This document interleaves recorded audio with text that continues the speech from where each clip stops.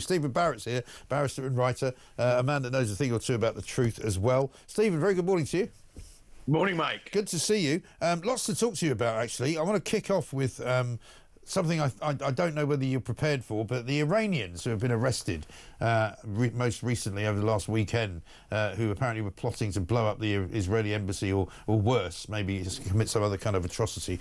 There's a row going on currently because Richard Tice asked a question of Dan Jarvis in the House of Commons the other day about their immigration status, and we've got back into a kind of Southport doom loop here because basically the government is saying, oh, it would prejudice a police inquiry if we tell you anything about their status, so we can't do it, which I say is complete and utter bunkum and tosh, and I'm hoping you'll agree with me. Surely we should be able to know, because if these guys are asylum seekers or if they came here on small boats, that's a massive story, isn't it? It's a massive story. It's also something that the public need to know. Yeah. And I like the fact that you're using words like bunkum and tosh, because they harken back to an earlier age when we were all grown-ups and when our government treated us like grown-ups. Yes. And what we're living through is an increasingly infantilized age where we're treated like children. Very clearly, the small boats problem is a national security issue. That's what Germany's just declared. Yeah. And really, anybody with half a brain could realise that it's a national security issue. Yeah. So either these Iranians came via the small boats or they didn't, and we need to know. Right. Very clearly, someone dangerous is going to come via these small boats. Yeah.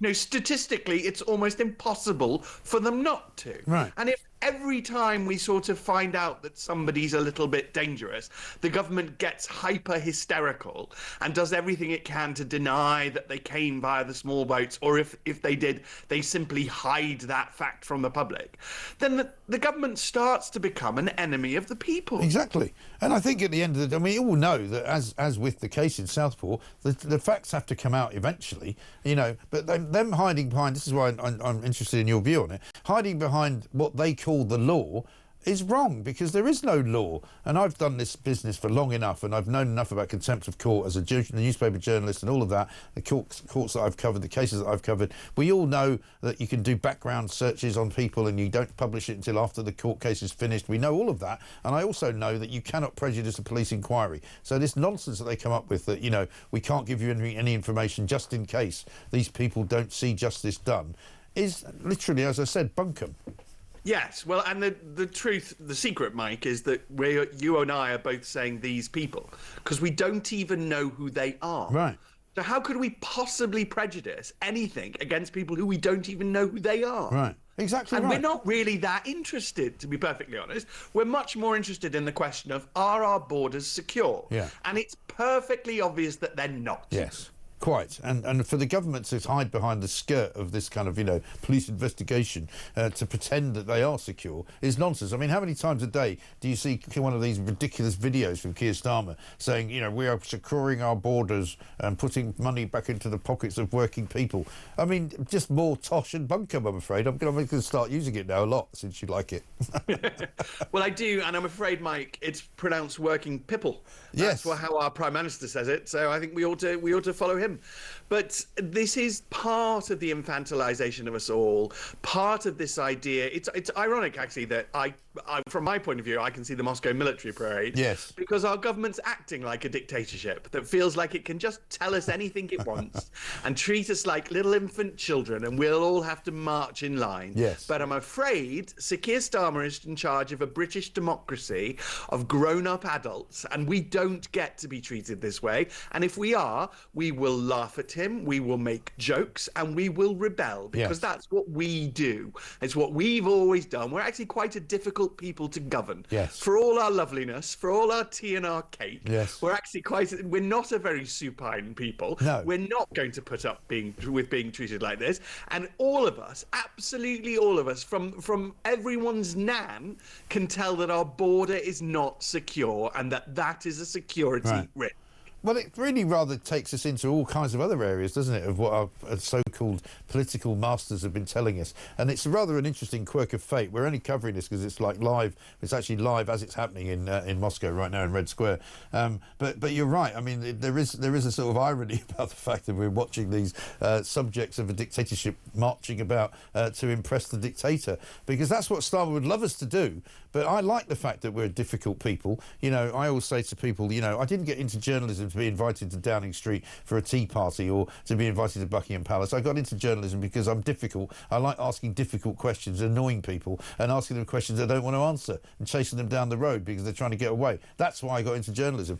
And similarly, we're reading now, Donald Trump has, I think, done quite an interesting thing, and I think this will become clearer and more important as time goes by. He's put a bit of a shackle on Keir Starmer. He's told him that, you know, we've got this trade deal, but if you get too close to the European Union, you know, that part of the trade deal might disappear. If you get too close to China, if you start importing stuff from China and sending it on to us, we will lose our trade deal. So he's kind of said to him, you know, watch your resetting, if you like, with the European Union, and presumably, possibly, watch your commitment to continue to remain in the ECHR. Good. Yeah, absolutely. Because what's going on is absolutely shocking. And the leaked plan is that the EU and our great nation will somehow jointly commit to the ECHR, the European Court of Human Rights. Yeah. How on earth that happens is beyond me, because the EU still refuses to join it. Right. In 2006, they signed a promise, a treaty, so-called that really important magical international law, Mike. And yet they're in breach of it. They never joined the European Court of Human Rights. So it will be absolutely ridiculous, risible, if we sign a document with them pledging our support for the one thing that they refuse to join. I mean, why would we pledge to stay in this thing that's got nothing to do with the EU, than that the EU itself won't even join? Right. Yes, it's complete and utter madness, which many other European countries as well completely ignore. You know, regardless of their, you know, how highfalutin they think they are, none of their judgments are actually binding.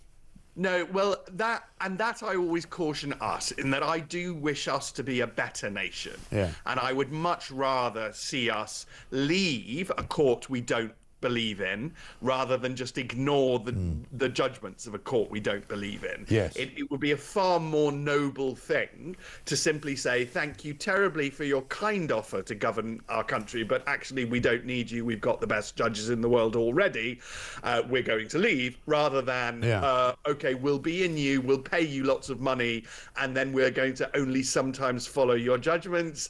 That's not very British. That really isn't us. It's not, but I would have to just take issue with you saying that we've got the greatest judges of all time, because some of those judges, even according to Keir Starmer, are going to have to be taken off the immigration panels in order to stop them making ridiculous judgments. But that's fair enough. Listen, great to talk to you, Stephen, as ever. Thank you very much indeed. Steven Barrett, barrister and writer.